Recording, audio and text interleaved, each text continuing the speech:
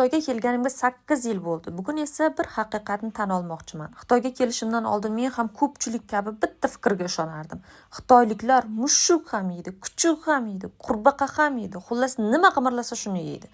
Chunki bolaligimizdan ko'pchiligimiz aynan shu gaplarni eshitib ulg'ayganmiz. Shuning uchun Xitoyga birinchi marta kelganimda rostakamiga qo'rqaman.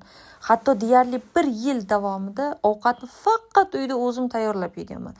Restoranga kirishga ham cho'chirdim. Chunki oldimga qanday taom kelishini bilmasdim. Lekin oradan 8 yil o'tib fikrim butunlay o'zgardi. Bugun bemalol ayta olamanki, Xitoy oshxonasi men kutganimdan ancha boy va juda xilma-xil ekan. Ayniqsa oddiy sabzavotlardan ham shunchalik mazali taomlar tayyorlashadiki, har safar hayron qolaman.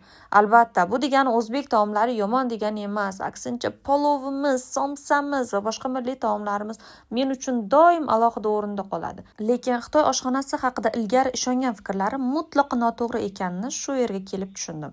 Shunga qaramay, haligacha yeya olmaydigan bir nechta Xitoy taomlari bor. Sizningcha ular qaysilar? Izohlarda taxminlaringizni yozing. Agar Xitoyda yashagan bo'lsangiz, sizni eng ko'p hayratga solgan taom qaysi bo'lganligini yozib qoldiring. Keyingi videoda o'zimning javoblarimni aytaman.